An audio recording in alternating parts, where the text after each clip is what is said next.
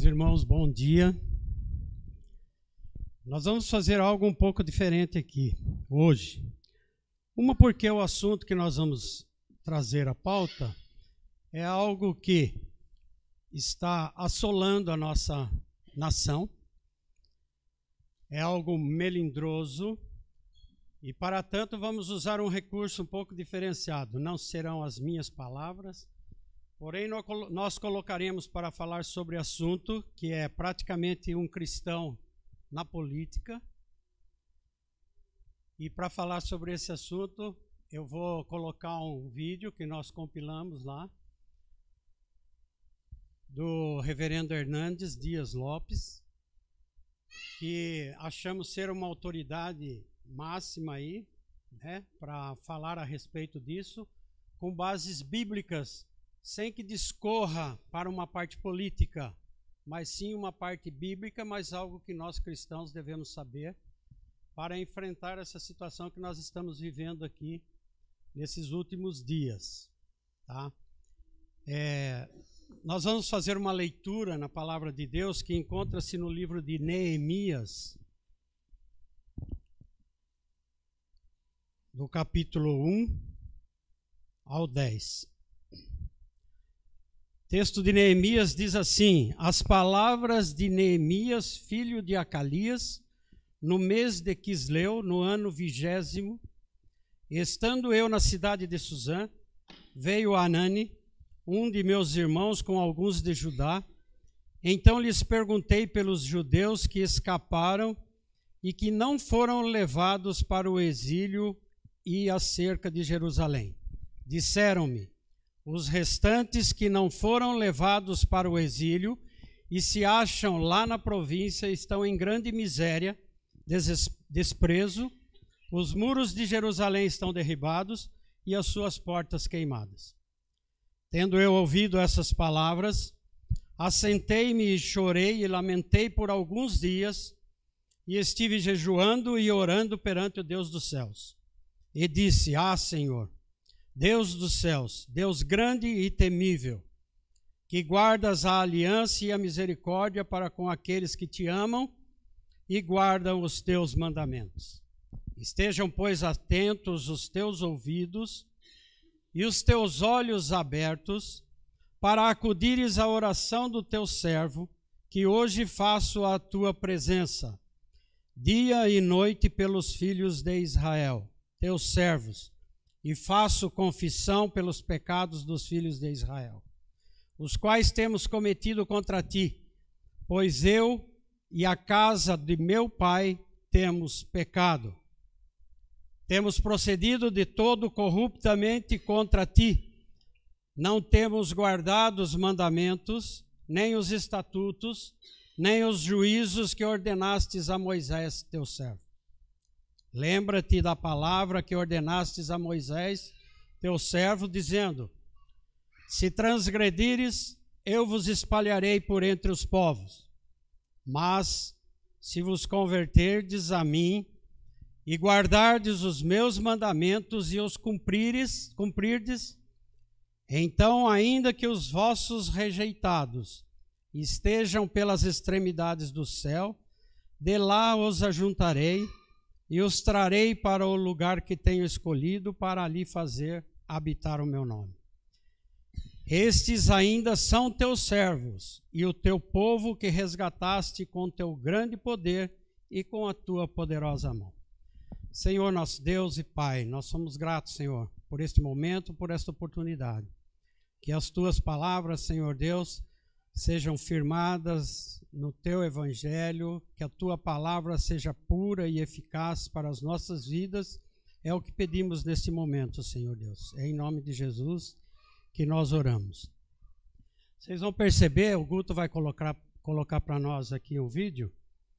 E vocês vão perceber que no final também há uma pergunta muito interessante, uma pergunta que todos nós fazemos, queremos saber a resposta, e o reverendo Hernandes, com autoridade, com certeza irá nos passar esta orientação nesta manhã.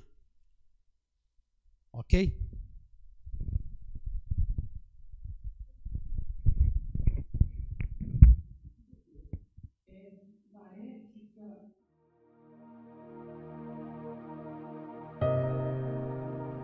inegociáveis. Gente que não se rende à pressão do poder, nem à sedução do lucro fácil. Gente que não se corrompe. Gente que não usurpa ou saqueia o erário público, que não enfia a mão gananciosamente no dinheiro que deve ser destinado a atender às necessidades do povo e promover o progresso da nação. Então, muitos políticos chamados evangélicos têm dado escândalos. Por quê? Porque mesmo talvez tendo um bom preparo intelectual, ou mesmo até tendo vocação, se capitularam, se renderam ao esquema de corrupção, se envolveram com propinas, se envolveram com esse jogo do poder que desvia recursos públicos que devem atender às necessidades da população para vantagens pessoais, para se locupletarem. E quando um político se corrompe, ele é perverso demais. Perverso demais. Porque tantas vezes desvia recursos que poderiam salvar vidas lá na ponta. Uma criança que morre na porta de um hospital sem atendimento, uma pessoa idosa que não consegue marcar uma cirurgia, a não ser com um ano, quando a cirurgia chega à data de fazer, a pessoa já faleceu, ou as nossas estradas, em grande parte do Brasil, sucateadas, e tantos acidentes, porque o dinheiro que deveria ser levado para atender aquela necessidade é desviado para contas bancárias nababescas, em paraísos fiscais. Então nós precisamos nos atentar para esse fato. Quem entra na vida pública precisa ter vocação, preparo e ética granítica, que não se conforma com os esquemas de corrupção tão presentes, sordidamente presentes na nação brasileira. Então diz o verso 4, que ele se assentou e chorou, e lamentou por alguns dias, e esteve jejuando e orando perante o Deus dos céus. Neemias mostra para nós aqui que ele era um homem que tinha trânsito horizontalmente, mas ele tinha também conexão vertical com o Deus dos céus. Um homem público precisa compreender que nós só governamos debaixo do governo de Deus, que o soberano do universo é Deus, que aquele que está no trono é Deus, que aquele que dirige a história é Deus, que aquele que tem o coração do rei nas suas mãos é Deus, e que ele então precisa buscar a Deus em oração e jejum. É por isso que a Bíblia diz que feliz é a nação cujo Deus é o Senhor. Feliz é a nação que tem governantes e legisladores e juízes tementes a Deus. Feliz é a nação que tem gente que governa pautada pelos princípios e preceitos de Deus. Temos que entender isso. O apóstolo Paulo, tratando deste assunto lá em Romanos capítulo 13, ele diz que as autoridades constituídas são ministros de Deus, diáconos de Deus, para a prática do bem e para a coibição do mal. Então, nós precisamos de pensar naqueles candidatos que vão receber o nosso voto, de gente que tenha vocação, tenha preparo, tenha ética, que se importem com o povo e que conheçam a intimidade de Deus, que recorram a Deus para que Deus os oriente naquilo que precisam fazer. Tenham sabedoria de Deus. Hoje temos escutado demais no Brasil, não, o Estado é laico, quase que dizendo que o Estado é ateu. Não, o Estado é laico, o povo que está no Estado não, o povo tem a sua fé. Nós cremos no nosso Deus, o Deus dos céus, o Deus dos céus, o Deus que está no trono, o Deus que dirige as nações, o Deus que levanta reis e destrona reis, o Deus que levanta reinos e abate reinos, o Deus que dá vida, o Deus que tira vida, o Deus que coloca no trono e tira do trono. Precisamos de gente temente a Deus. Outra coisa fundamental em Neemias, como um gestor público, capítulo 3 diz isso, é que ele colocou cada pessoa no lugar certo e mobilizou todas as pessoas possíveis para abraçarem a obra. Ele como governador, o sumo sacerdote, os perfumistas, as mulheres, gente de perto, gente de longe. Quando foi para a construção do muro, colocou gente que morava perto. Você vai trabalhar perto da sua casa, você vai economizar tempo, você não vai ter que se deslocar. Se surgir um problema, você está perto da sua família para assisti-la. Tudo isso é estratégia. Todo mundo trabalhando, todo mundo junto, com o mesmo alvo, com o mesmo propósito, com a mesma motivação. Isso é liderança, isso é estratégia, isso é gestão. Gestão, vocação, para administrar. Mas ainda, Neemias mostra para nós como se lida com sabedoria com os inimigos, porque preste bem atenção, num mundo onde a corrupção está instalada, porque a corrupção está instalada no coração, é preciso ter muita sabedoria, habilidade e firmeza para lidar com as pressões. Porque tem muita gente que não tem interesse que a coisa dê certo. Tem que torce contra. É o que nós vemos na política brasileira. Tem gente que torce para dar errado. Eles não amam a nação. Eles não amam o povo. Eles amam o poder. Eles amam a sua posição. Então Neemias enfrentou vários inimigos. Os samaritanos estavam ali. Os arábios estavam ali. E eles então começaram a dizer, não, eles não vão conseguir, não, esse muro que estão levantando aí é uma muretazinha muito fajuta, se passou uma raposa derruba. Depois que o mundo perceberam que a obra estava avançando e crescendo, eles começaram a espalhar boataria. Olha, eles vão atacar, o inimigo vai atacar, e você sabe que se você está desestabilizado emocionalmente, você não produz.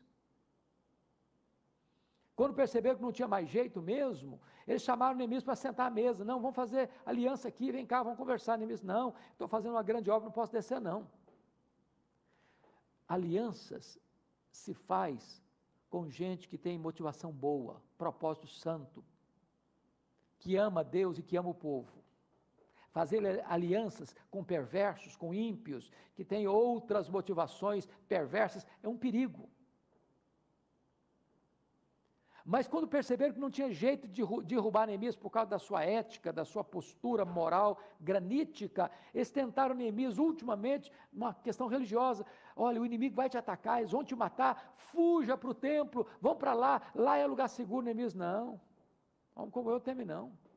Primeiro, eu não sou sacerdote, se eu for lá para o templo esconder lá, aí sim eu vou cometer um crime, aí sim vou ter motivos reais para me atacar. E Neemias teve essa capacidade de discernimento para enfrentar os inimigos, os opositores. Não caindo na lábia deles, não caindo na ameaça deles, não caindo nos laços que eles armaram para ele. Mas finalmente, Neemias teve a coragem de enfrentar não só os inimigos de fora, mas os conspiradores de dentro. Porque mesmo naquele cenário, havia algumas pessoas aproveitando-se, alguns nobres, aproveitando-se da miséria dos pobres, e quando não tinha mais dinheiro para botar comida na mesa, esses pobres iam a esses nobres ricos e diziam o seguinte, olha, eu preciso comer, o que você tem? Aí comprava as terras, comprava as vinhas, quando não tinha mais nada para vender, comprava as casas, não tinha mais nada, então, vamos fazer o seguinte, seu filho vai ser meu escravo, sua mulher vai ser meu escravo. E como é triste, quando há pessoas na vida política, que é capaz de se abastecer, de se locupletar com a miséria daquele que está precisando comer e sobreviver. Agora no Brasil, nós assistimos isso, nesse cenário de pandemia, quando recursos foram usados às pressas para comprar respiradores, políticos roubaram, majorando o preço, e impedindo que pessoas lá na ponta fossem salvas, por ganância, por avareza, para se locupletarem. escândalos terríveis, chamado hoje de covidão. Porque pessoas que estão lá na vida política, dizendo que amam o povo, estão tirando pouco do povo para se locupletarem, deixando as pessoas à míngua. Neemias não era desse estirpe. Neemias era um homem que amava o povo. E ele confronta esses nobres. Ordena que devolvam para os pobres para que eles possam sobreviver. Não podiam trabalhar lado a lado um com o outro, enquanto um está sendo oprimido, o outro está se aproveitando do oprimido. Não pode isso. Neemias não pode. E ele reverteu essa situação. Porque aquele que tem vocação, preparo e ética, ele quer o bem do povo e não a exploração do povo para se perpetuar no poder. E eu quero concluir dizendo o seguinte: aquilo que estava há 142 anos, sem solução, ninguém achava que poderia resolver aquele problema, Neemias consegue, num tempo recorde de 52 dias. Os muros de Jerusalém, as portas de Jerusalém estavam levantadas e podiam ser inauguradas para proteger a cidade e abençoar a sua população. A primeira delas é a seguinte: pastor, um crente fiel a Deus pode filiar-se a um partido político cuja plataforma de princípios defende bandeiras radicalmente opostas à palavra de Deus? Bom, eu penso que um crente fiel às Escrituras não deveria filiar-se a um partido político cuja bandeira de princípios está na contramão da palavra de Deus. Porque nós não podemos, ao mesmo tempo, crer na Bíblia e levantar uma bandeira contrária à Bíblia. Então, o cristão deveria ser criterioso na hora de se filiar a um partido. Antes de fazê-lo, deve ler os seus princípios, suas normativas, suas propostas, para saber se isso não entra em conflito com a sua fé. Porque seria lamentável que um cristão levantasse uma bandeira que está em oposição à palavra de Deus e aos princípios cristãos, né? Dos valores da ética cristã, do valor da família, da dignidade da vida, né? Dos princípios que estão enraizados na cultura judaico-cristã. Então, fica aqui esse alerta, não só para aqueles que vão se filiar ou vão se candidatar, mas também para nós eleitores, porque nós não deveríamos apoiar aquilo que a palavra de Deus condena.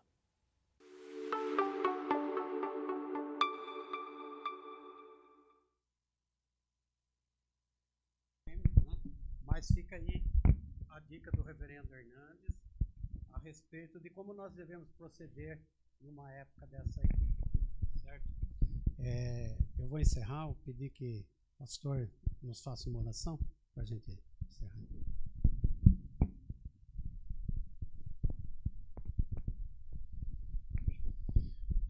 Louvado seja o teu santo nome, Senhor, pela instrução da tua palavra, que vem às nossas vidas através de homens tão usados pelo Senhor, como a vida do reverendo Hernandes, mostrando a clareza com a qual o Senhor nos mostra muitas coisas que devem ser pilares fundamentais da nossa vida para que cada decisão seja tomada para a glória do Senhor. Que isso se reflita também, Senhor, quando nós pensamos no governo, nas autoridades instituídas, na forma como este mundo é governado, porque é muito fácil, Senhor, que o homem mau tome conta de tudo isso. E para isso o Senhor nos chama a ser vigilantes, zelosos e vivermos a Tua palavra em todas as áreas da vida, inclusive nessa, Ajuda-nos, ó Pai, a olhar não por nós mesmos, não pelas sugestões pecaminosas do nosso coração, mas pela firmeza da Tua palavra para a realidade da vida, inclusive para as autoridades civis instituídas por meio do voto do povo. Que isso seja feito, ó Pai, para a Tua glória, para o bem desta nação, do Teu povo, é o que clamamos no nome do Senhor Jesus. Amém.